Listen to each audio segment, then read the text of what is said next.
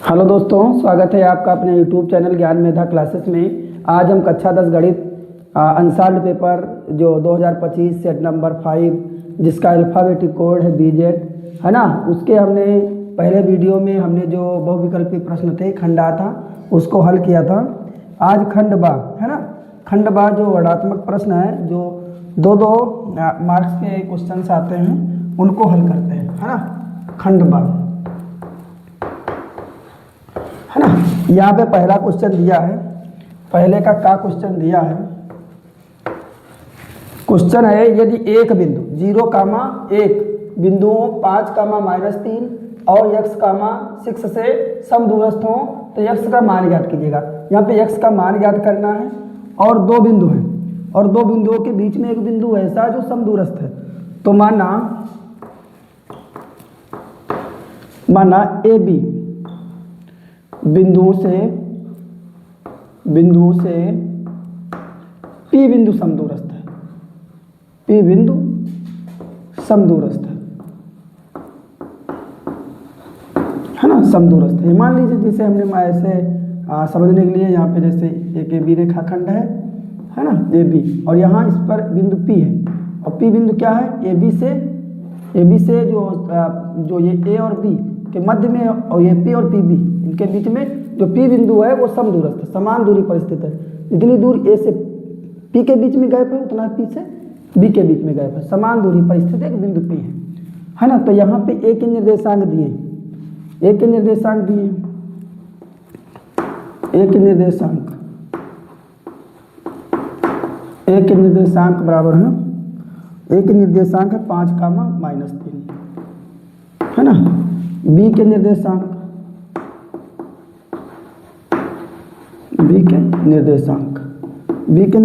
हैं x,6 है और P के निर्देशांक जो समदूरस्थ बिंदु है, P के निर्देशांक है ना बराबर में है कितना, 0,1 है ना, 0,1। तो यहाँ पे देखो हम कर लेते हैं, ये हमारा क्या हो गया, x1 बराबर 5 है और y1 बराबर -3 है और यहाँ पे x2 बराबर कितना है, x है और y2 बराबर कितना है, y2 बराबर 6 है ना। इसको भी मान लीजिएगा x3 बराबर 0 है और y3 बराबर है ना, x3 बराबर और y3 बराबर 1 है ना। ऐसे मान लीजिएगा, सीक्वेंस में मान लीजिएगा, कोई दिक्कत नहीं। तो समदूरस्थ के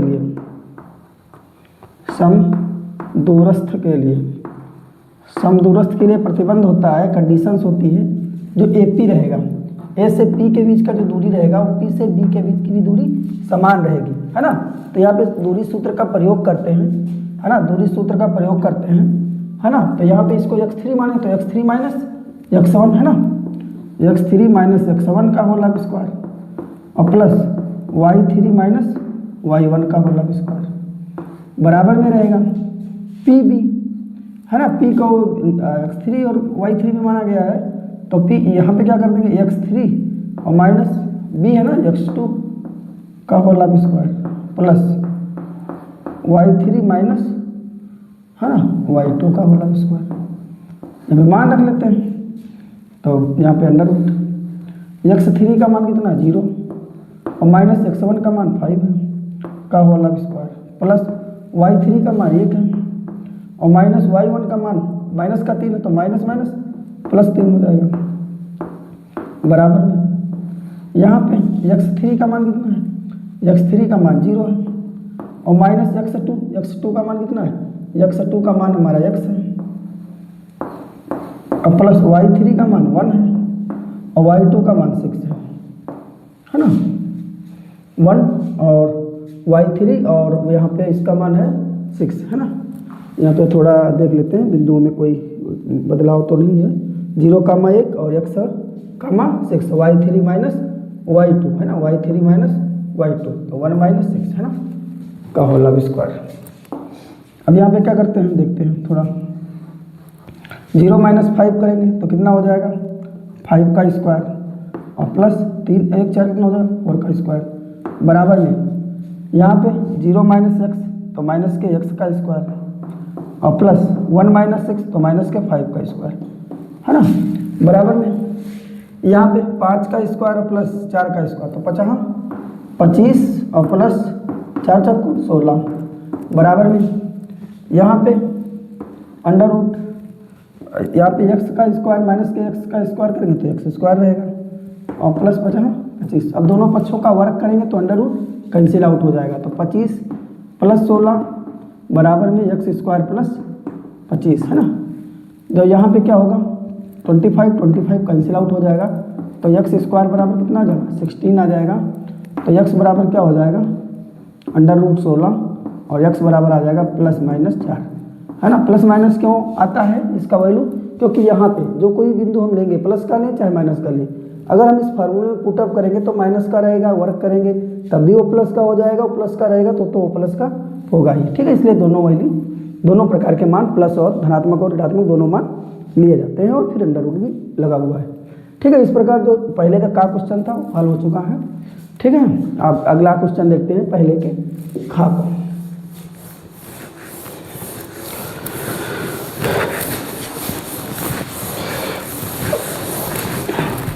खा क्वेश्चन है, यहाँ पे दिया है पहले का खा, यहाँ पे बिंदुओं -3, 10 और 6, -8 को जोड़ने वाले रेखाखंड को बिंदु -1, 6 किस अनुपात में विभाजित करेगा। तो यहाँ पे माना AB एक जोड़ने वाला रेखाखंड है, या AB एक रेखाखंड है जो बिंदु P से रेखाखंड AB को M1 व M2 अनुपात में विभाजित करता है,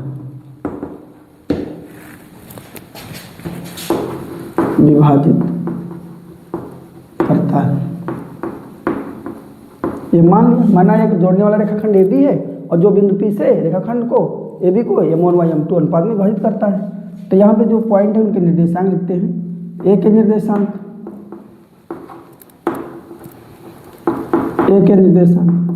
तो यहाँ पे A का निर्देशांक दिया है, ठीक है। A का निर्देशांक दिया -3, 10। B के निर्देशांक,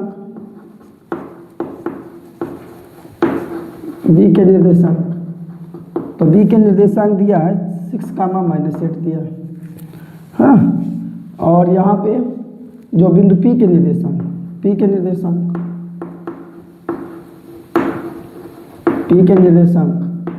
बराबर है -1, 6, है ना।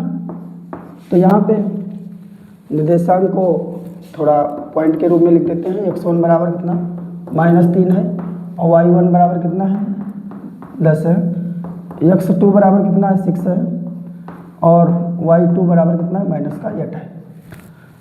और यहाँ पे कैपिटल X, क्योंकि x बराबर विभाजन बिंदु के निर्देशांक माना x, y है, तो x बराबर है -1 और y बराबर है 6, है ना।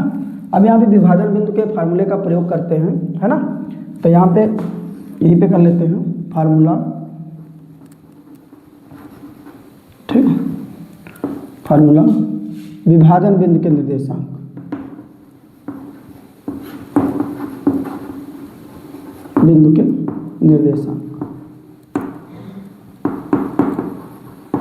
x बराबर m1 x2 plus m2 x1 बटे m1 प्लस m2, है ना।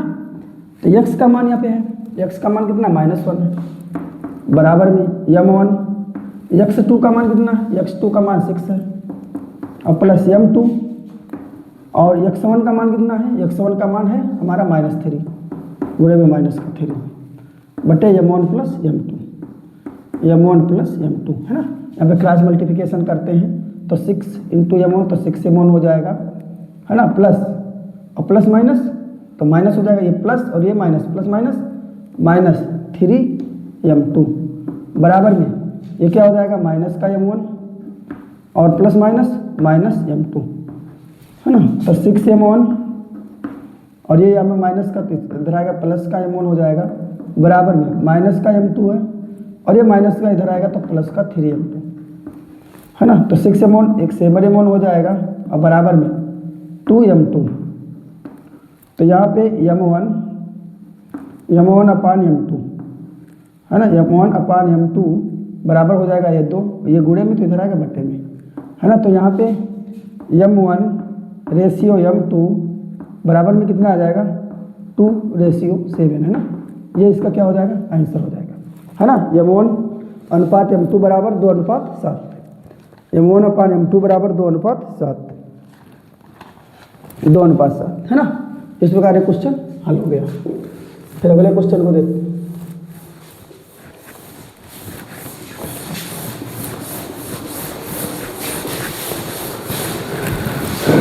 तीसरा क्वेश्चन पहले का खंड यहाँ पे दिया है, सिद्ध कीजिए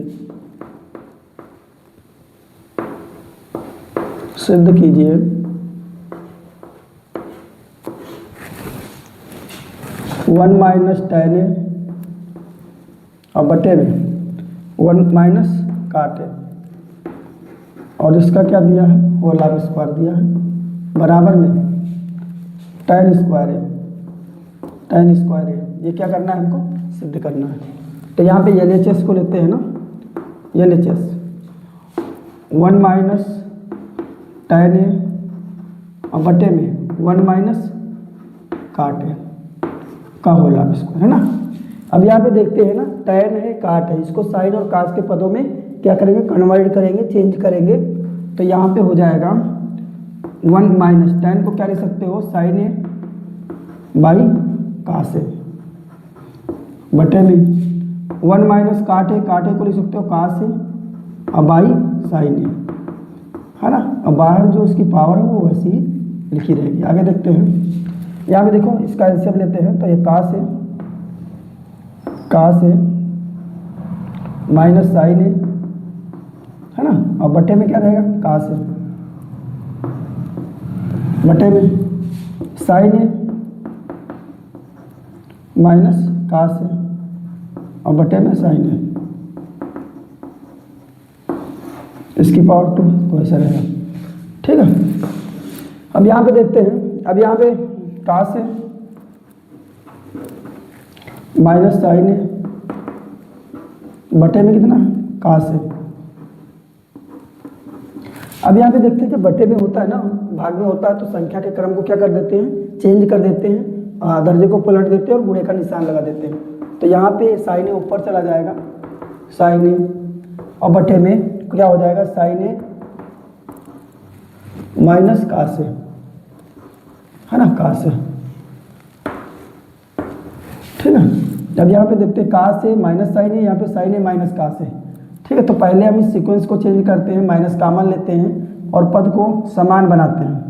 तो फिर कास ए माइनस साइन ए है ना, और एक ब्रैकेट में और ये साइन ए बटे में यहाँ पे कास ए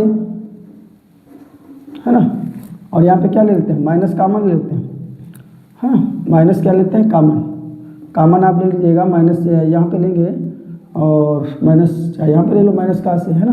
तो यहाँ पे हो जाएगा क्या हो जाएगा कास ए और माइनस साइन ए है ना। ये माइनस कॉमन ले लेंगे तो माइनस कॉमन लेने से क्या हो जाएगा जो हमारा प्लस का था वो माइनस का हो गया है और जो माइनस का था वो प्लस का हो गया, माइनस हमने कॉमन लिया।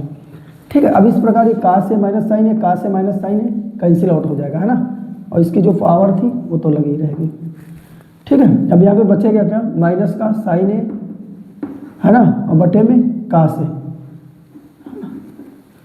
इसकी पावर कितनी 2 है, और sine A by cos A minus क्या होता है tan ए, माइनस का tan ए का होल पावर 2। तो कभी भी माइनस का वर्क करेंगे तो माइनस माइनस प्लस होगा और tan ए का वर्क करेंगे तो tan स्क्वायर ये हो जाएगा है ना, tan स्क्वायर ये हो जाएगा। इस प्रकार क्या आ जाएगा LHS जो हमारा लेफ्ट हैंड साइड है LHS वो इक्वल है RHS के, लेफ्ट हैंड साइड बराबर है RHS की है ना। इस प्रकार जो हमारा बायां पक्ष है वो दाएं पक्ष के बराबर हो चुका है। ठीक है, अगले क्वेश्चन को देखते हैं।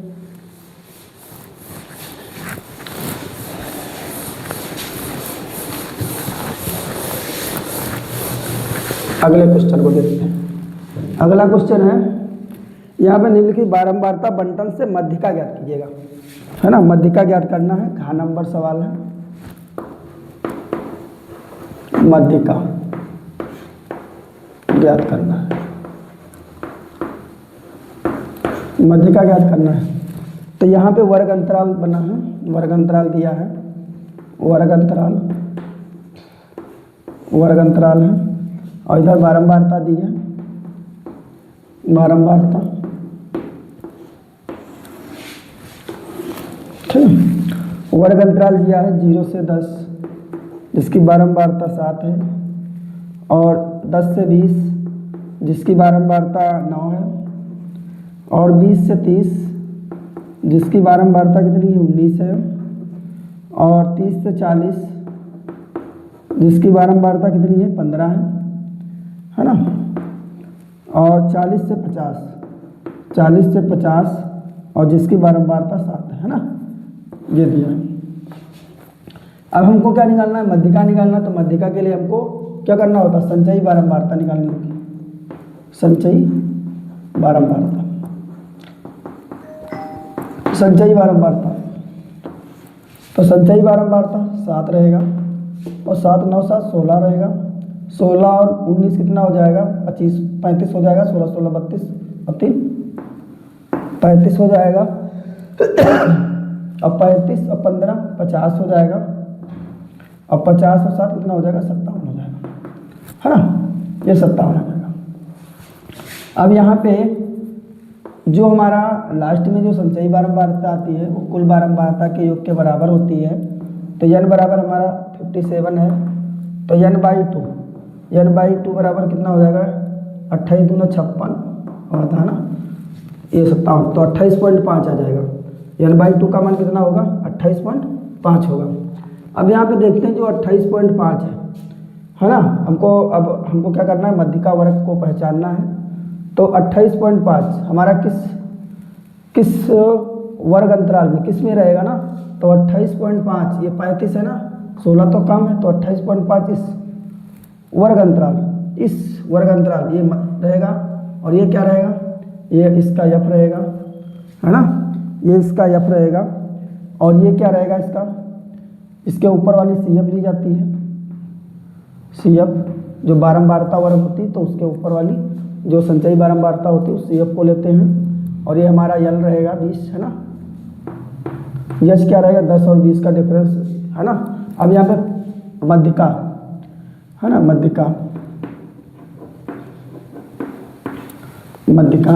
अब निकालते हैं। मध्यिका बराबर सूत्र होता है यल प्लस n/2 माइनस CF बटे F, और गुणे में क्या एच, है ना, इस फार्मूले का प्रयोग करते हैं। तो यहाँ पे बराबर में यल का मान कितना है, यल का मान 20 है, प्लस n/2 का मान कितना 28.5 है, और माइनस CF का मान कितना 16 है, और बटे में F का मान कितना 19 है, और गुणे में H का मान कितना है 10 है ना, H का मान डिफरेंस 10 का है। ठीक है, बराबर में 20 और प्लस, अब यहाँ पे 28.5 है और 16 घटेगा ना, तो 0.5 है ना, देखो ऐसे घटा लेते हैं, 16 28.5 है, तो यहाँ पे घटाना क्या है 0.5 से 0.5 रहेगा, और यहाँ पे 8 से 6 जाएगा, 2 बचेगा, है ना, और 2 में से 1 जाएगा तो 1, है ना, तो 12.5 और बटे में 19 और गुणे में 10, है ना, गुणे में 10 है, तो देखो यहाँ पे दशमलव उठाएंगे तो यहाँ पे गुणे में 10 आ जाएगा, और यहाँ पे गुणे 10 है, तो ये 10 से 10 कैंसिल आउट हो जाएगा, है ना, तो ऐसे लिख लीजिएगा, और चाहे यहाँ पे ऐसे लगा लीजिएगा। ठीक है, 10 से 10 कैंसिल आउट हो जाएगा। तो यहाँ पे 20 और प्लस 125 बटे 19, है ना, अब 19 से आप भाग कर लीजिएगा, दशमलव में कन्वर्ट कर लीजिएगा, 125 है, 19 पंचे 95, 19 छक्का 114, है ना, 5 से 4 जाएगा 1 बचेगा, 2 से 1 जाएगा 1 बचेगा, 11 बचा। हाँ, दशमलव लगाया, 0 बढ़ा लिया, हाँ 110 हो गया। 19 छक्का 114 नहीं लगेगा, 19 पंचे 95, है ना। तो 10 से 5 जाएगा 5 बचेगा और 10 से 1 जाएगा 1, उसके बाद 0 बढ़ जाएगा 150 हो जाएगा, है ना। 7 बार, ठीक है। 19 पंचे 50, 19 छक्का 19 सत्ती 133, 19 अट्ठी 152 ज़्यादा हो जाएगा ना। तो यहाँ पे 6.57 यहाँ पे आ जाएगा 20 प्लस 6.57, है ना। जोड़ लेंगे तो यहाँ पे 26.57, है ना। यह क्या आ जाएगा, इसका मध्य आ जाएगा, ठीक है, 26.57। तो यहाँ पे आंसर को देखते हैं, तो यहाँ पे 26.57 है ना। इस प्रकार जो पहले का कहा क्वेश्चन है वो हल हो गया है। बोर्ड को साफ करते हैं, अगले क्वेश्चन को देखते हैं।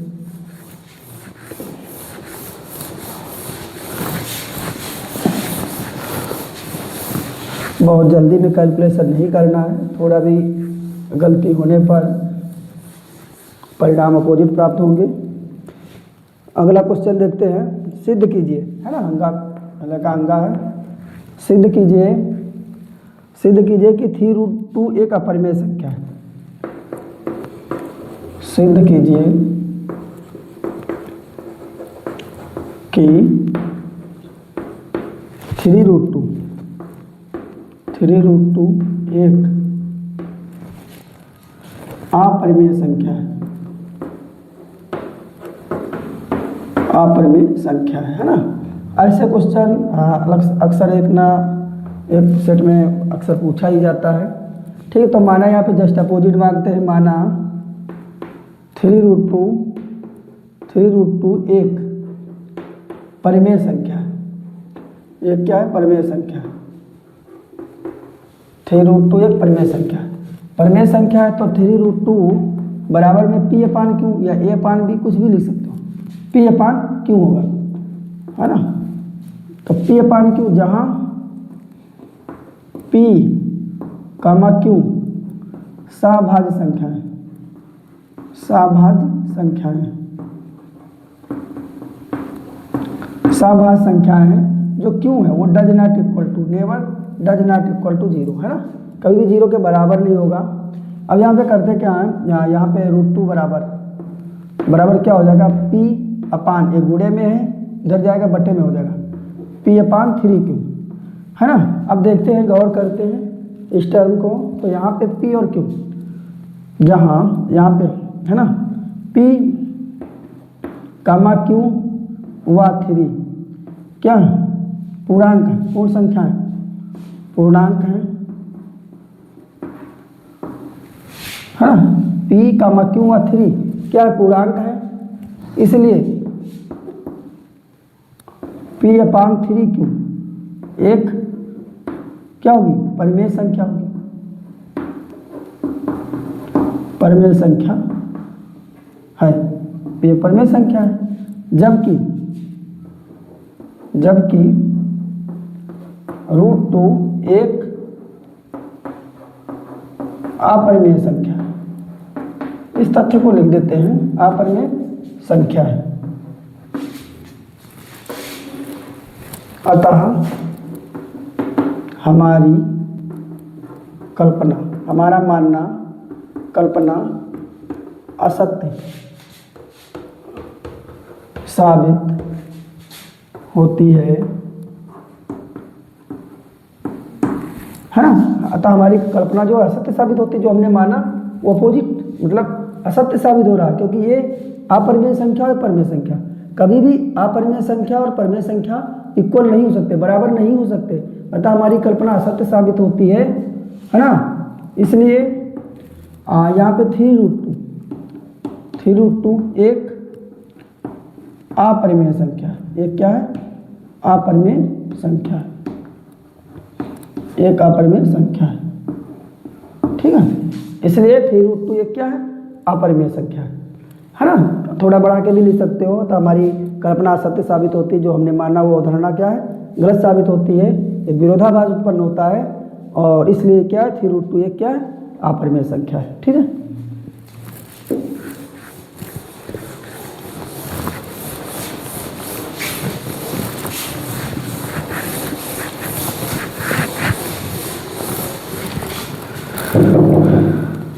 अब दूसरा खंड है कि नहीं 5 खंडों करना होता है, खंड बा में ही दूसरा।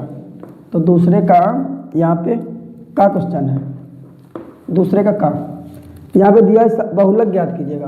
क्या करना है, बहुलक ज्ञात करना है, बहुलक ज्ञात कीजिए।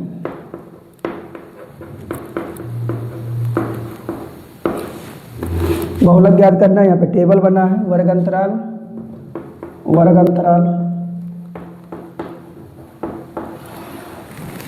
बारंबारता,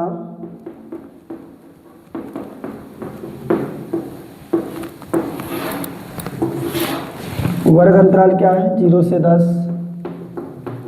जिसकी बारंबारता 6 है, 10 से 20 जिसकी बारंबारता 11 है, 20 से 30 जिसकी बारंबारता 18 है, और 30 से 40 जिसकी बारंबारता 21 है, और 40 से 50 जिसकी बारंबारता कितनी है 15 है ना। तो यहाँ पे एक टेबल दिया हुआ है, इसके आधार पे हमको बहुलक ज्ञात करना है। बहुलक के लिए बहुत ही आसान सा पैटर्न होता है। यहाँ पे जो जिससे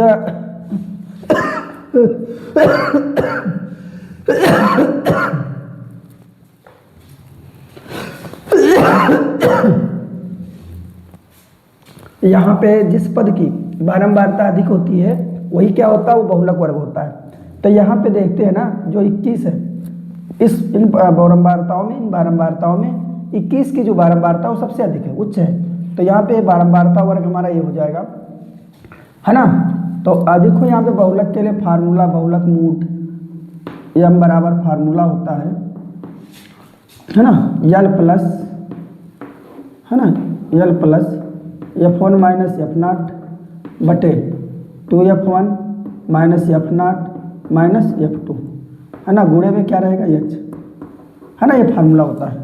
तो यहाँ पे देखते हैं, देखो यहाँ पे 21 है ना, तो ये हमारी क्या हो गई f हो गया, इसके ऊपर वाला f0 हो गया जिसको f1 बोलते हैं, और ये हमारा क्या हो गया f2 हो गया, ये हमारा यल हो गया, और दोनों निम्न सीमा और उच्च सीमा का जो डिफरेंस है वो h हो गया। मान रख लेते हैं, यल का मान कितना है, यल का मान कितना 30 प्लस f1 का मान कितना है, f1 का मान 21 है, और माइनस f2 का f0 का मान कितना 18, ठीक है, 18 बटे में 2 गुणे f1 का मान 21 है, माइनस f0 का मान कितना है 18 है, और माइनस f2 का मान कितना 15 है ना, ये सब माइनस के निशान है, और गुणे में कितना h का मान 10 है, बराबर में 30 प्लस 21 में से 18 जाएगा, 18 3 21 होता 3, 21 दूना 42 माइनस 15 18 कितना हो जाएगा 33, और गुणे में 10, 30 और प्लस यहाँ पे 3 और बटे में यहाँ पे 12 से 3 जाएगा, कितना होगा 9, 2 11 होता ना, तो यहाँ पे कितना होगा 12 में से 3 जाएगा तो कितना बचेगा, है ना, देखो 12 में से 3 जाएगा तो 9 3 12 होता ना, तो 9 बचेगा, और यहाँ पे कितना बचा 3 3 से 3 जाएगा, है ना, तो 3 1 कम 3 3 3 9 गुणे में 10 है, तो यहाँ पे 10, यहाँ पे कितना आएगा 30 और प्लस 10/3 है ना, 10/3 को भिन्नात्मक रूप में बदल लेते हैं, तो 3 3 9 3.33 है ना, तो 30 और 3 कितना हो जाएगा 33.33 है ना। इसका जो होगा वो बहुलक आएगा, बहुलक का मान होगा 33.33, हाँ सही है, क्वेश्चन का सही है, ठीक है। इस प्रकार ये 2 का खंड हो गया। बोर्ड को साफ करते हैं, अगले क्वेश्चन को देखते हैं।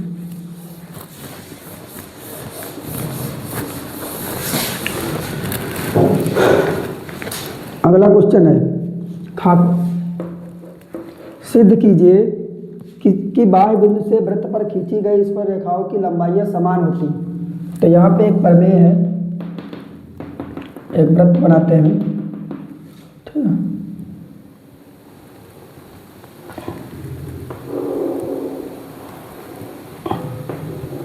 मान लीजिए एक वृत्त बना हुआ है और इस वृत्त पर हमने बाह्य बिंदु से क्या करना है, स्पर्श रेखाएं खींचनी, और बाह्य बिंदु से खींची गई जो स्पर्श रेखाएं होती हैं की लंबाई जो होती है वो समान होती है।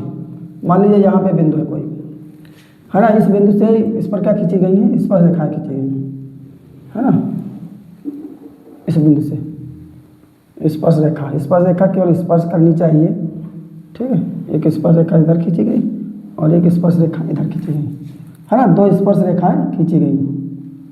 जो बिंदु P यहाँ पे मान लीजिएगा, यहाँ पे बिंदु P है और ये यहाँ पे x है और ये यहाँ पे y है ना।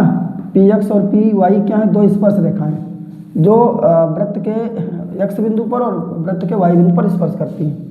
और यहाँ पे वृत्त का केंद्र वो है, मान लीजिए यहाँ पे वृत्त का केंद्र वो है और वो वृत्त की त्रिज्या स्पर्श रेखा पे क्या होती है, लंब होती है।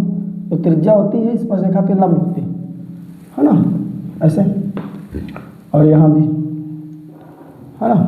तो यहाँ पे हमको सिद्ध करना है, बताना है कि जो वृत्त पर खींची गई जो स्पर्श रेखाएं जो PX है वो PY के बराबर है। दर्शाना है जो PX ये बराबर है किसके, PY के, है ना। अर्थात स्पर्श रेखाएं क्या होती हैं, बराबर होती हैं। बाह्य बिंदु से खींची गई स्पर्श रेखाओं की लंबाइयाँ क्या होती हैं, समान होती हैं, बराबर होती हैं। तो मानना वृत्त का केंद्र वो, वृत्त का केंद्र, माना वृत्त का केंद्र वो है तथा बाह्य बिंदु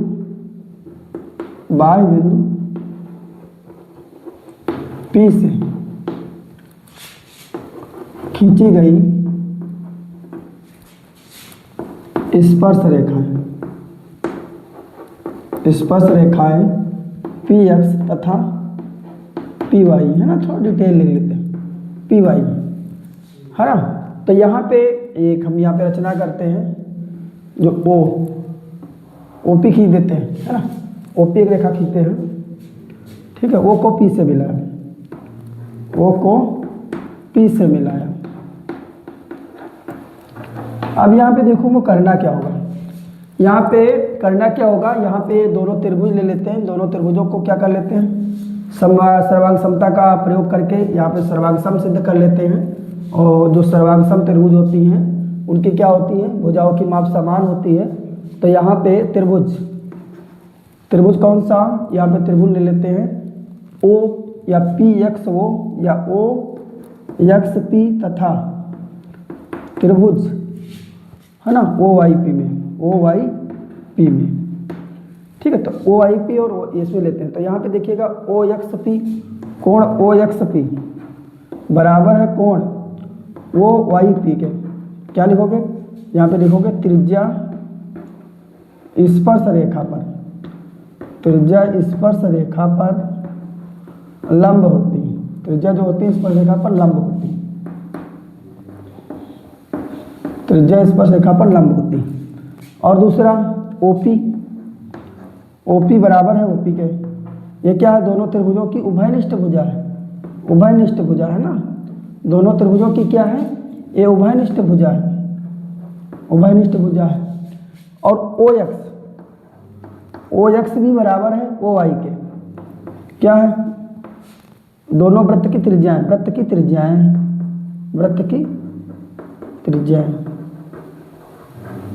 तो ये वृत्त की दोनों त्रिज्याएं OX और OY क्या है, वृत्त की त्रिज्याएं, है ना।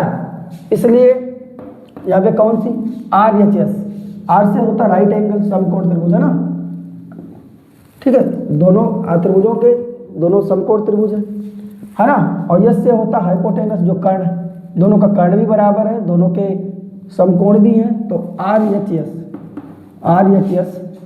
सर्वांग समता के नियम से, है ना। RHS का मतलब राइट एंगल एक समकोण, दोनों में समकोण है, एक एंगल क्या है, दोनों में समकोण है, और हाइपोटेनस जो दोनों का कर्ण है वो भी समान है, और जो साइड है एक भुजा जो हमारी ये त्रिज्या है ये भी समान है। तो उस नियम से ठीक है त्रिभुज ओ एक्स पी क्या हो जाएंगे, सर्वांगसम हो जाएगा त्रिभुज ओ वाई पी के, है ना। दोनों त्रिभुज समरूप सर्वांगसम है, तो सर्वांगसम आकृतियां जो होती हैं उनकी जो माप होती है, जो भुजाएं होती है वो आपस में बराबर होती है। तो यहाँ पे ओ एक्स बराबर तो ओ वाई के था ही, और यहाँ पे है ना पी एक्स जो बराबर हो जाएगा पी वाई के, है ना। पी एक्स बराबर पी वाई, है ना। अतः पी एक्स बराबर पी वाई यही हमको सिद्ध करना था। सर्वांग समता के नियम से जब ये दोनों त्रिभुज सर्वांगसम है तो सर्वांगसम त्रिभुजों की जो भुजाएं होती हैं, जो संगत भुजाएं होती हैं वो सदैव बराबर माप की होती हैं। तो इसलिए ये पी एक्स भुजा और ये पी वाई भुजा दोनों क्या होंगी, आपस में बराबर होंगी, है ना। हमको यही सिद्ध करना था, है ना। आशा करते हैं बहुत अच्छे से समझ में आया होगा। ठीक है, दूसरे क्वेश्चन को देखते हैं।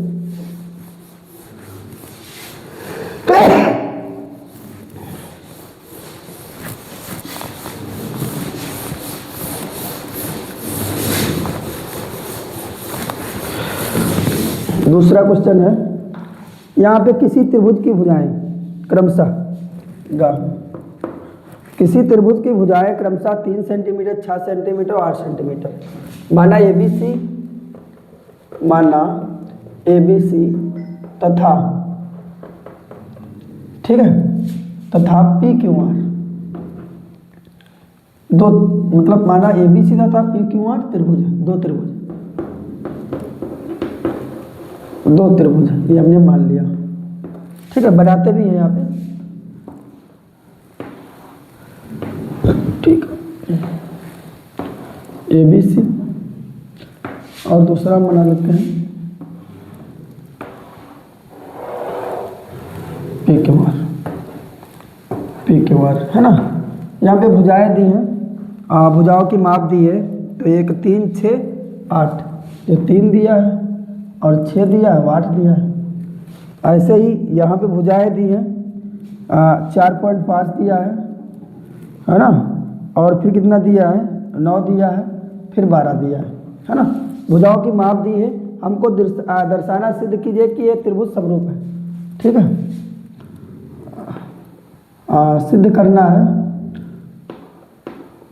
दर्शाना है त्रिभुज ABC ठीक है समरूप है त्रिभुज PQR के। ये दोनों त्रिभुज क्या है, समरूप है। ये हमको क्या करना है, दर्शाना है। ठीक है, तो दर्शाना, तो इसलिए हम त्रिभुज ABC तथा त्रिभुज PQR में, है ना, यहाँ पे क्या करते हैं, समरूपता को हासिल करने के लिए भुजाओं को लेते हैं। तो त्रिभुज ABC में तो AB भुजा, इस त्रिभुज की AB भुजा और इस त्रिभुज की PQ भुजा, AB बटा PQ बराबर निकालते हैं इनका रेशियो, तो 3 है ना, 3 और बटे में कितना 4.5 है। दशमलव उठाएंगे 30 हो जाएगा, 15 3 45 और 15 दूना 30 बराबर में 2/3, है ना। अब AB, अब इसके बाद में देखते हैं BC, इस त्रिभुज की BC भुजा और इस त्रिभुज की QR भुजा। तो यहाँ पे BC कितना है, 6 है, और ये कितना 9 है ना। तो 3 3 9 होता, 3 दूनी 6 होता, तो 2/3 आ गया। ऐसे ही AC और बटे में क्या PR, AC बटे PR, AC का मान 8 है और PR का मान कितना है, 12 है। 4 दूनी 8 और 4 3 12। तो यहाँ पे हम देखते हैं ना, जो तीनों भुजाएं जो त्रिभुज, दोनों त्रिभुजों की जो तीनों भुजाएं हैं वो क्या है, समान अनुपात में, समान रेशियो है, 2/3 2/3 2/3। अतः भुजा समरूपता से, साइड है ना, भुजा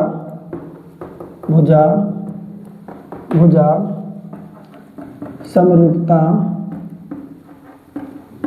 की कसौटी से है ना, भुजा समरूपता की कसौटी से त्रिभुज ABC जो है वो समरूप है त्रिभुज किसके, PQR के, है ना। इसलिए दोनों त्रिभुज क्या है, समरूप है ना। अच्छे से समझ गए होंगे, समरूपता का यहाँ पे प्रयोग किया गया है। और उसके आधार पे हमने त्रिभुजों को समरूप दर्शाया। ठीक है, अगले क्वेश्चन को देखते हैं, बोर्ड को साफ करते हैं।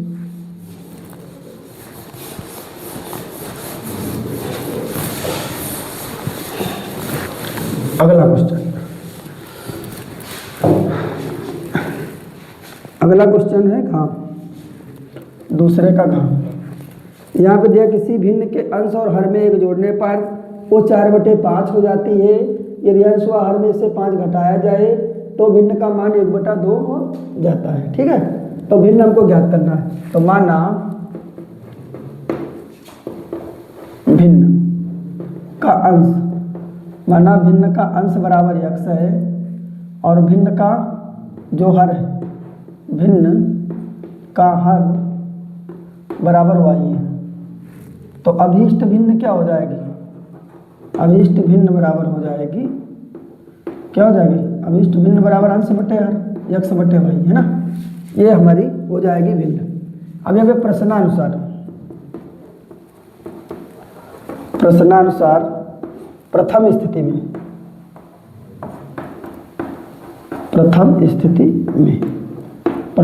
में दिया है किसी भिन्न के अंश और हर में एक जोड़ने पर, अंश व हर दोनों में एक जोड़ देते हैं, तो x + 1 और y + 1 दोनों में एक जोड़ने पर भिन्न क्या हो जाती है? भिन्न का मान 4/5 हो जाता है, 4/5 हो जाता है। यहाँ पे क्या करते हैं? क्रॉस मल्टीप्लिकेशन करते हैं, तो 5x और +5 बराबर में 4y, है ना, और +4, तो 5x और -4y, है ना, और बराबर में क्या हो जाएगा? 4, और ये प्लस का 5 है, इधर आएगा माइनस का 5 हो जाएगा। तो 5x - 4y बराबर में कितना हो जाएगा? -1 हो जाएगा। ये क्वेश्चन हो गई फर्स्ट, है ना। अब यहाँ पे देखते हैं द्वितीय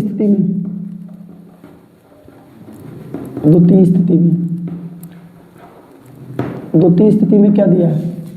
द्वितीय स्थिति में दिया है यदि अंश व हर में से 5 घटाया जाए, अंश में से भी 5 घटाना है और हर में से भी 5 घटाना है, तो x - 5 और बटे y - 5, है ना। तो भिन्न कितनी हो जाती है?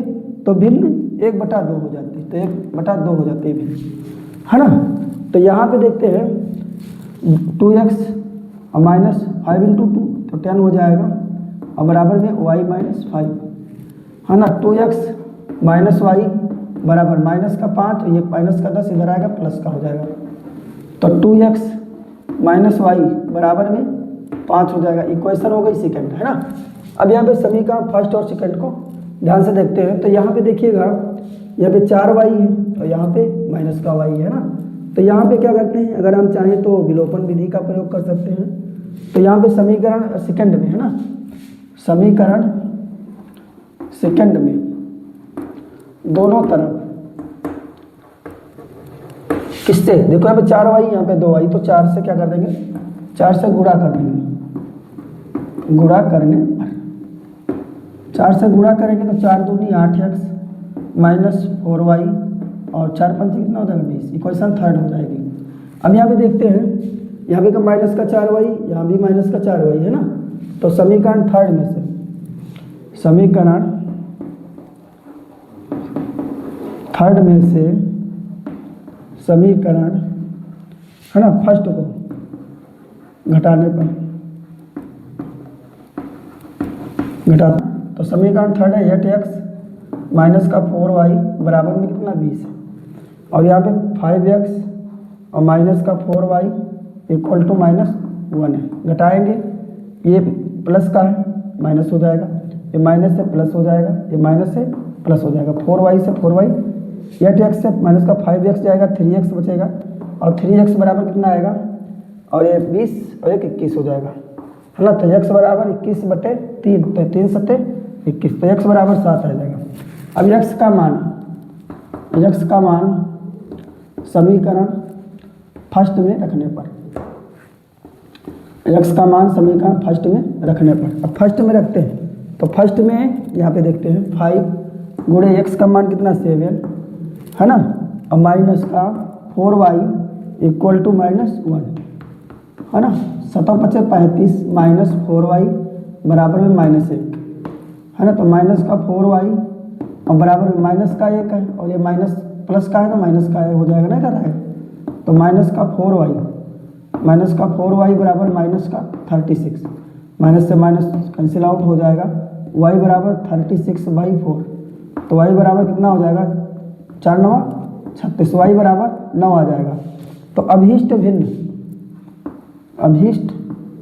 भिन्न बराबर क्या थी, भिन्न बराबर x बटे y थी, तो x बटे y, x का मान कितना है 7 और y का मान कितना है 9 है ना, तो 7/9 हो जाएगा अभीष्ट भिन्न, है ना। भिन्न का मान कितना आ जाएगा, 7/9 आ जाएगा, भिन्न का मान 7/9 है ना। इस प्रकार इस हल हो जाएगी, ठीक है। इस प्रकार क्वेश्चन हल हो चुका है। अगला क्वेश्चन देखते हैं।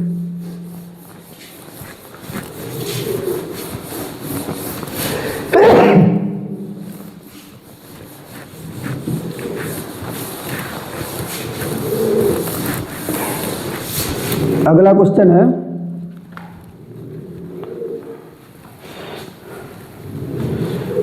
समीकरण हल कीजिए, दूसरे का अंगा, समीकरण हल कीजिए।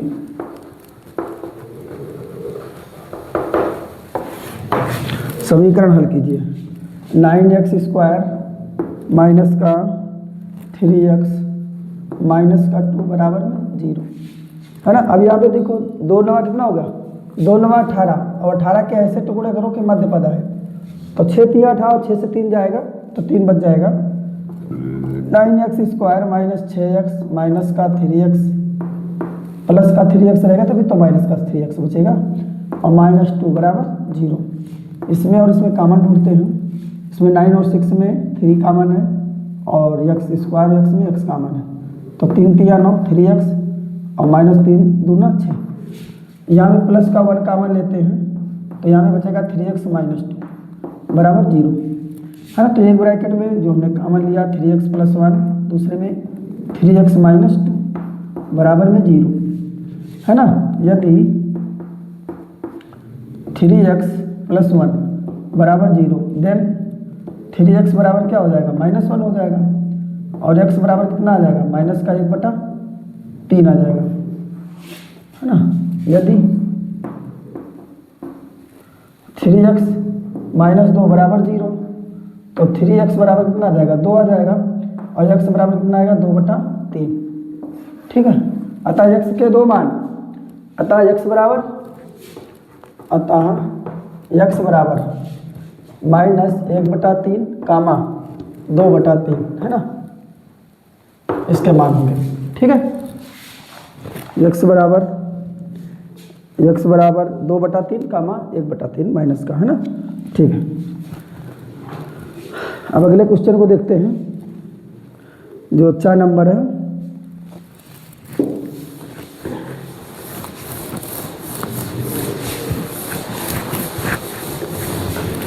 दूसरे का 4 नंबर है, वो एपी ज्ञात कीजिएगा जिसका तीसरा पद, ठीक है, एपी ज्ञात करना है।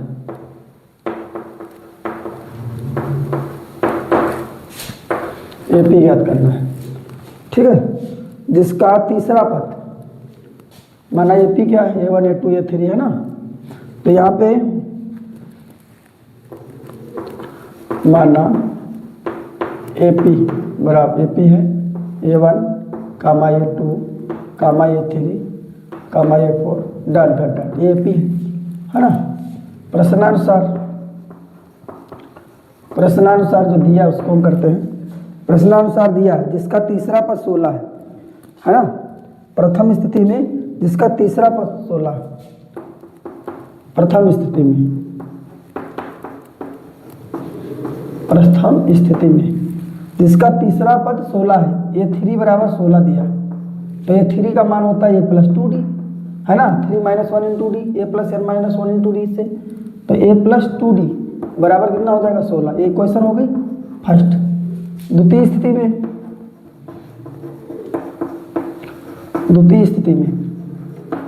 स्थिति में दिया है 16 है और सातवां पद पांचवें पद से 12 अधिक है। सातवां पद ये 7 जो बराबर है ये 5 से 12 अधिक है। तो ये 7 जो है वो 7वां पद 5वें पद से 12 अधिक है ना। द्वितीय स्थिति में क्वेश्चन के अकॉर्डिंग दिया है। तो ये 7 को a+6d लिख सकते हो, बराबर a5 को a+4d लिख सकते हो, बराबर में 12 प्लस में 12 है ना। अब देखो यहाँ पे क्या होगा, ये से ये कैंसिल आउट हो जाएगा है ना। अब ये 6d है और इधर आएगा माइनस का 4d हो जाएगा, बराबर में 12।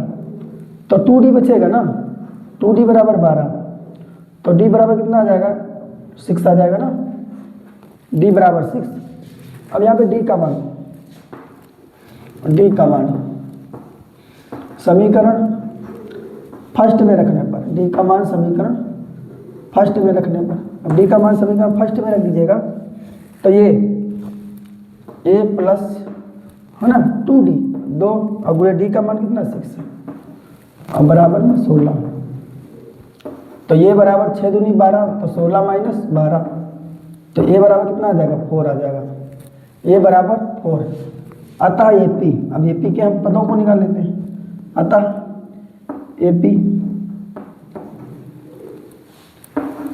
का प्रथम पद तो हमने निकाला ही, प्रथम पद a1 बराबर 4 हो गया, ठीक है। दूसरा पद a2 बराबर a+d होता है ना, a+d, तो a का मान कितना 4 है और d का मान कितना 6 है, तो बराबर में कितना आ जाएगा 10 आ जाएगा। तीसरा पद a3 बराबर a+2d, a का मान कितना 4 है प्लस 2 गुणे 6 है ना, तो 4 और 6 दूनी 12, 12 4 कितना हो जाएगा 16 हो जाएगा है ना। अतः AP कितना आ जाएगा, अतः AP है ना क्या हो जाएगी a1 का मान कितना है 4, a2 का मान कितना है, a2 का मान 10 है और कामा 16 है, ठीक है। ये डॉट ये हमारी क्या हो गई AP हो गई है ना, ये AP हो गई। 4 कामा 10 कामा 16 है ना, ऐसे ये हमारी AP हो गई है ना। इस प्रकार जो खंड बा और के जितने भी क्वेश्चन थे है ना वो सारे क्वेश्चन सॉल्व हो चुके हैं। अब हमारे लास्ट जो 6 मार्क्स में क्वेश्चन हैं वो अगले पार्ट में कंप्लीट करते हैं।